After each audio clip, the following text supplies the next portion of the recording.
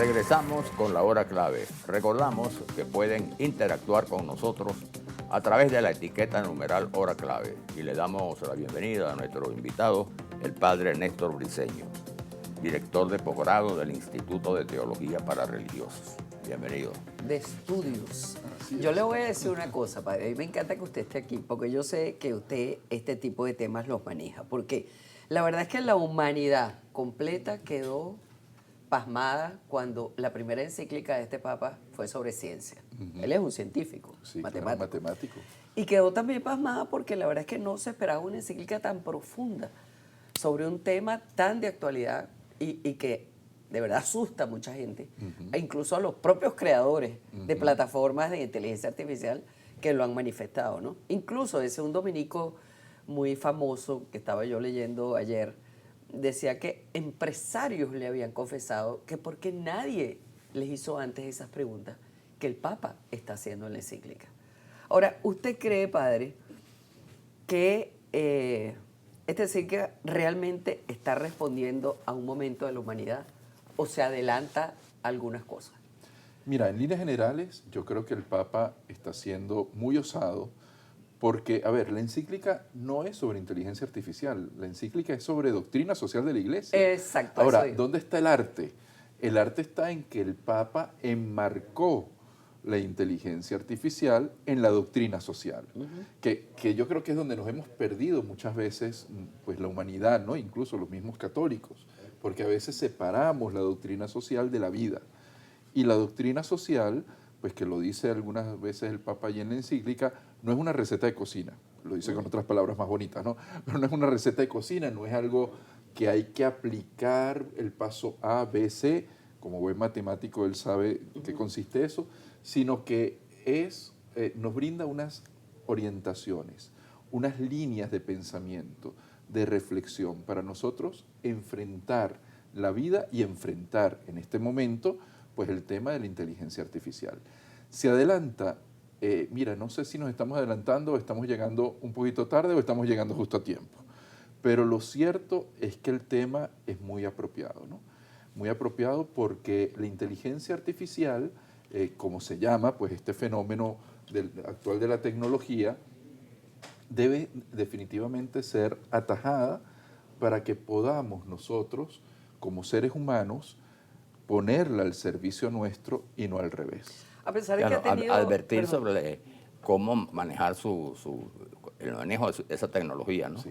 Porque si bien cada hecho tecnológico hay que celebrarlo como un avance de las sociedades, de la civilización, también el problema está en el uso que se le da a esos cambios, a esos inventos, ¿no? Claro, y el problema con la inteligencia artificial es la filosofía que está detrás de ella. Ajá. El Papa no profundiza mucho porque no era el momento ni el lugar para profundizar sobre lo que es el poshumanismo y todo Sí, este pero pone tema, unas ¿no? alarmas, unos Claro, warnings, ¿no? De claro, cómo... el transhumanismo y el poshumanismo es que es muy preocupante, ¿no? Claro. Muy preocupante, ¿por qué? Porque, bueno, comentábamos fuera de cámara que ahí en el ITER sacamos un libro muy interesante sobre transhumanismo y poshumanismo, una obra colectiva, y cuando me tocó a mí escribir mi artículo, yo decía, es que esto es ciencia ficción, ¿no? Sí. Esto realmente es ciencia ficción, eso de pensar tú que tu cerebro va a estar en una computadora, eso es ciencia ficción. Pero en estos días me encuentro con un gran doctor, comentamos y me dice, no, mira, fulano de tal está investigando en Estados Unidos y su tema de investigación es precisamente esos neurotransmisores y Claro, nanotransmisores claro. para que el cerebro tuyo pase a la computadora. Y dije, ya va. Entonces, esto hay gente que se lo está tomando en serio y está creyendo que la ciencia ficción sea realidad. Entonces, aquí está la alarma. Claro. Aquí está la alarma. Ahora, el Papa utilizó una palabra para, digamos, ejemplificar un poco lo que él quería decir, que para mucha gente resultó como una especie de cuestionamiento de base de la inteligencia artificial, que fue la palabra desarmarla. Hay que desarmarla. Yo más bien lo que entiendo es que él lo que dice es que no sirva para dominar, sino para el bien común, Para el que bien común. de ese marco era que hablaba usted al principio. Para el servicio, para el servicio. ¿Por qué? Porque hay un gran problema hoy en día y el problema es que las relaciones humanas están mediadas y es un poco lo que él también nos plantea, ¿no? están mediadas por, bueno, por el WhatsApp, por tal, incluso, no sé si pasa en la casa de ustedes, pero a veces yo voy a algunas casas que lo invitan a uno a un almuerzo y en un momento todo el mundo saca el celular y todo el mundo está conversando Sí. por celular. Y ¿no? la gente no está reparando que tiene otros al Claro, lado. y no hay una interacción, Claro. ¿no? Exacto. Incluso uno mismo a veces le pasa, pues que sacas el celular rápidamente para ver algo, lo que sea, y entonces no estás completamente en el lugar, tu mente puede estar en otro lado mientras tienes a otra gente al lado. Entonces, claro, es un problema serio, pero el problema se extrema cuando ya hay vidas humanas que empiezan a depender de la tecnología. Entonces este tema de la guerra, por ejemplo, estas armas de guerra llamadas o mal llamadas inteligentes, que entonces son las que deciden cuáles son los objetivos, deciden cuál es el impacto, deciden todo esto, pues es una amenaza muy grande. Pero Ya por no es, supuesto. claro, ya no es solamente el piloto que está en una cabina manejando un dron, que también es algo terrible, porque incluso hay estudios muy serios sobre las consecuencias psicológicas y espirituales en estos pilotos, ¿no? Ya no es solo eso, sino que ya va a ser el arma que se maneja a sí misma y que decide si va a aniquilar o no va a aniquilar un objetivo. Claro. Además, yo siento que el Papa ha logrado una cosa muy importante, que es establecer una especie de marco de conciliación entre lo que es la ciencia y la fe, porque es un tema que se presta mucho para ese Sí. objetivo, ¿no? ¿Cuál Sí. usted diría que es el motivo y el propósito central de esa encíclica? Mira, yo creo que es volver la mirada a lo que es pues toda la doctrina social, en todo lo que tiene en sí la doctrina social, como es el tema de la verdad, de la dignidad, o sea, el giro fundamental es la dignidad Sí, del que el ser ser humano humano. no se pierde un Claro, algoritmo, exacto, que no se del agote. ser Pues. humano, y cómo ese ser humano puede estar en contacto y va a usar la inteligencia artificial para su bien y no que sea una inteligencia artificial que sea usada por unos pocos, porque además él insiste mucho en eso, que sea usada por unos pocos para el dominio de los Claro. demás. Lo que él llama la esclavitud digital. Exactamente. Ahora, qué exactamente. interesante, padre, que este Papa, al igual que Francisco en su momento con el tema ecológico y eso, se están saliendo un poco de esa especie de torre de marfil doctrinal de la Iglesia, ¿no? Y están tomando unos temas que verdaderamente impactan y de alguna manera hacen que la humanidad se haga demasiadas preguntas, ¿no? Y que tenga miedos, porque eso es lógico también, ¿no? Entonces la voz de la Iglesia tiene que estar ahí orientando, ¿no? Entonces yo siento que él, más que una encíclica, digamos, doctrinal o exhortativa, que era lo que hacían los papas antes de Leo XIII. Él dijo, no, yo me voy a meter en este berenjenal. Y se metió, y aparentemente con éxito, ¿no? Y claro, incluso, fíjate que él nos lanzó un tráiler, un preview, con el mensaje para la jornada de los medios de comunicación, donde dice, en otras palabras, que la inteligencia artificial no nos robe ni el rostro ni la voz, sino que el rostro y la voz son humanos y que ese rostro y voz humanos le dan identidad a la persona. Entonces, cuando la inteligencia artificial empieza a robarnos eso, nos empieza a robar la identidad y la dignidad. Y entonces ya pues este tema de la posverdad, es decir, de repetir tantas veces una mentira hasta que se convierta a verdad, Exacto. pues empieza a ser manipulado también por esta inteligencia artificial.